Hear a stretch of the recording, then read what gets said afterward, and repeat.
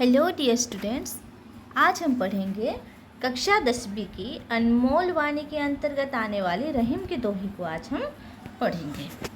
तो रहीम के बारे में पहले जान लेते हैं। उनका पूरा नाम है अब्दुल रहीम खान खाना है और उनका जन्म हुआ था 1556 में। वह अकबर के अभिभावक बैराम खां के पुत्र थे। शाही महल में ही उनका बचपन बीता। बाद में वे उन्हें गुजरात की सूबेदारी मिली। रहीम बहुत सारे भाषा जानते थे, जैसे कि अरबी, फारसी, तुर्की, संस्कृत और हिंदी के वे अच्छे जानकार थे। वह हिंदू संस्कृति और भक्ति भावना से प्रभावित थे। उन्होंने दरबार का शाही ठाट देखा। वे बड़े पद पर काम करते थे, लेकिन उनके मन में गर्व तनिक भी नहीं था।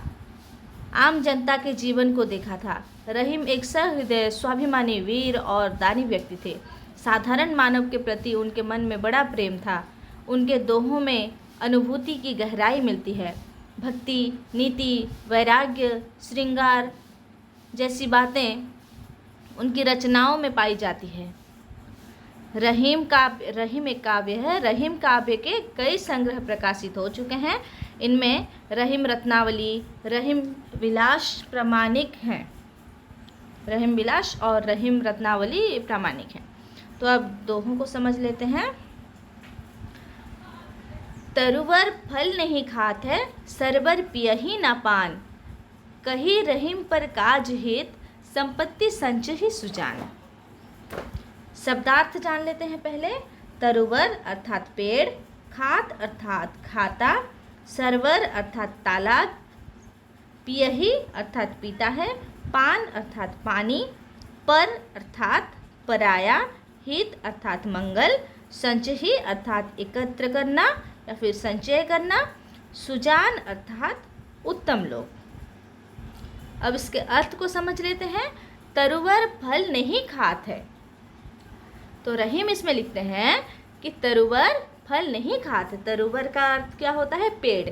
पेड़ कभी भी अपना फल नहीं खाता है, वो दूसरों के लिए रखता है, दूसरों के लिए संचय करके रखता है। दूसरे उसे खाकर उनके भूख मिटाते हैं, तो तरुवर को खुशी होती है, आनंद मिलती है। और सरवर पियही ना पान। सरवर मतलब तालाब, सरोवर अपना पानी नहीं पीता है, वो दूसरों के लिए संचय करके रखता है अपने पानी को, और वो पानी लोग पीते हैं, अपना प्यास मिटाते हैं। उसे देखकर सरोवर को, तालाब को खुशी मिलती है, संतुष्टि मिलती है, आनंद मिलता है। जबकि तरुवर भी अपना फल नहीं खाता या सरवर भी अपना पानी नहीं पीता। कही रहीम पर काज हित, संपत्ति संचही सुजान। उसी प्रकार सुजान व्यक्ति क्या करते हैं? सुजान व्यक्ति, अच्छे व्यक्ति, सच्चे व्यक्ति, वो क्या करते हैं? ज्ञानी व्यक्ति अपने लिए नहीं, दूसरों के लिए संपत्ति का संचय करते हैं एवं परोपकार करते हैं। दूसरों के हित के लिए वो संपत्ति को लगाते हैं, दूसरों की मदद करते हैं। जैसे पेड़ अपना फल नहीं खाता, दूसरों के लिए रखता है। सरोवर अपना पानी नहीं पीता, दूसरों की प्यास मिटाता है। उसी प्रकार सच्चे इंसान, सच्चा मनुष्य, सज्जन व्यक्ति भी अपने लिए नहीं, दूसरों के लिए संचय करके रखता है और दूसरों की मदद करता है। हमेशा परोपकारी बना रहता है, परोपकार करता है। तो इस दोहे से हमें यह सीख मिलती है कि हमें परोपकारी बनना चाहिए। अगला दोहा देखते हैं। रहीमन देखी बड़न को, लघु ना दीजिए डारी। जहाँ काम आवे सुई, कहा करे तरवारी। इसमें एक ही शब्द है, डारी। डारी अर्थात फेंकना या फिर डालना, और तलवार अर्थात तलवारी मतलब तलवार, खड्ग, कृपाण। रहीमन देखी बड़न को, लघु न दीजिए डारी। जहाँ काम आवे सुई, कहा करे तरवारी। तो इसमें कवि रहीम कहते हैं कि केवल अपने मित्रों को या फिर बड़े लोगों को, अगर कोई बड़ा आदमी अपना मित्र है और छोटा, तो हम अपने से छोटे आदमी को कभी नहीं छोड़ना चाहिए। ये छोड़ना नहीं चाहिए। और बड़ों के लिए छोटों को न्यून रूप में देखना, छोटे समझना, ये गलत बात है। बड़े मित्रों के लिए अपने छोटे लोगों को छोड़ मत दीजिए, कारण सब क्योंकि समाज में दोनों का अलग अलग महत्व है, अलग अलग महत्व होता है, इसलिए कभी भी बड़े लोगों के लिए छोटे लोगों को नहीं छोड़ना चाहिए। तो वह कहते हैं जहाँ काम आवे सुई कहा करे तलवार। ये उन्होंने उदाहरण देकर कहा है कि जहाँ सुई, एक छोटी सी सुई की जहाँ ज़रूरत है, वहाँ अगर हमारे पास तलवार भी है तो हम क्या कर सकते हैं। तलवार से तो काम होगा नहीं, हमें उधर सुई की ज़रूरत है। तो छोटी सी सुई को भी हमें कमज़ोर नहीं समझना चाहिए, छोटा नहीं समझना चाहिए तलवार के आगे, क्योंकि जहाँ काम आवे सुई कहा करे तलवार। जहाँ सुई की काम है उधर वहाँ पर हमें तलवार लेकर हम क्या करेंगे। उसी प्रकार बड़े लोगों की एवं छोटे लोगों की समाज में अलग अलग प्रकार की महत्व होती है, इसलिए दोनों को महत्व देना चाहिए, दोनों को सम्मान करना चाहिए। बड़े लोगों के लिए छोटों को बिल्कुल नहीं छोड़ना चाहिए। रहीमन पर उपकार के करत ना यारी बीच, मांस दिए सीवी भूख ने दिन ही हाड़ दधीच।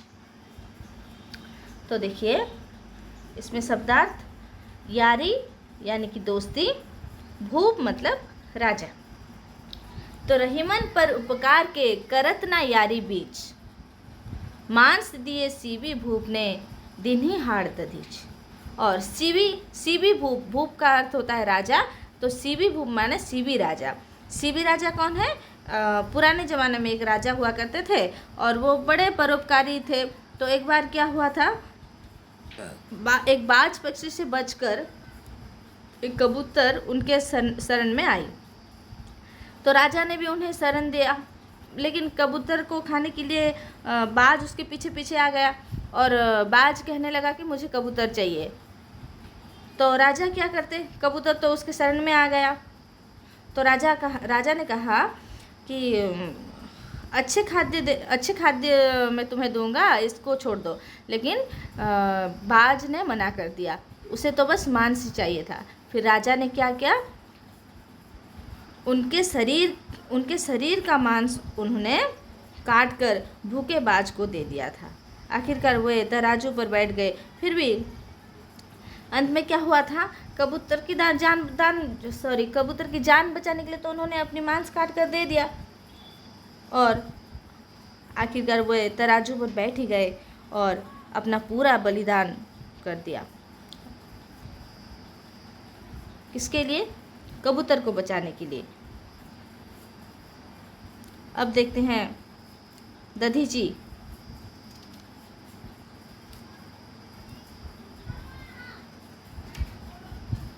तो दधीची कौन है? दधीची एक परोपकारी ऋषि थे। वे कहाँ रहते थे? सरस्वती नदी के किनारे रहते थे। उनके समय में वृत्तासुर नामक एक राक्षस, पराक्रमी राक्षस रहता था, जो कि उसे देखकर देवगण भी डर जाते थे। आतंक मचा रहा था, स्वर्ग में हाहाकार मचा रहा था। तो उसे मारना जरूरी हो गया था। उसे मारने के लिए दधीची ऋषि की अस्थि में ही उसके लिए वज्र बनेगा, तो वज्रास्त्र बनेगा। फिर क्या किया गया था, पूरे देवगण आकर दधीची ऋषि को ये प्रॉब्लम के बारे में बताया था कि ऐसे राक्षस है, उसे मारने के लिए उनकी हड्डियाँ चाहिए। तो दधीची ऋषि ने क्या किया था बच्चों,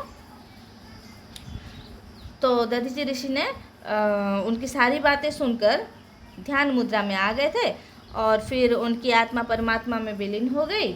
उनकी अस्थियों से वज्र बनाया गया, उस वज्र से वृत्तासुर को मारा गया। तो परोपकारी ऋषि दधीची ने देवताओं की भलाई के लिए अपनी हड्डियां दे दी थी। ऋषि दधीची भी परोपकारी थे और शिवी भूप भी परोपकारी राजा थे, इसलिए उन्होंने कबूतर को बचाने के लिए अपना पूरा मांस दे दिया, मांस काट कर दे दिया, अपने आप को बलिदान दे दिया।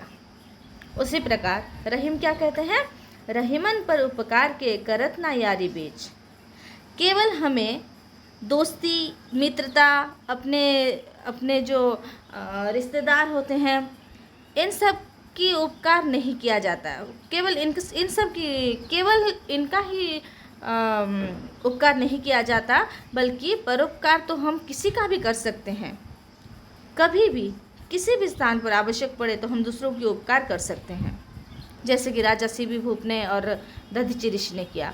अभी मैंने आपको जो कहानी सुनाई थी, तो जैसे सीबी भूप ने और राजा और ऋषि दधीची ने जैसे परोपकार किया, उसी प्रकार हम केवल अपने मित्रों को या फिर अपने दोस्तों को या फिर अपने रिश्तेदारों को नहीं, बल्कि हम कभी भी कहीं भी सबकी मदद कर सकते हैं, परोपकार कर सकते हैं।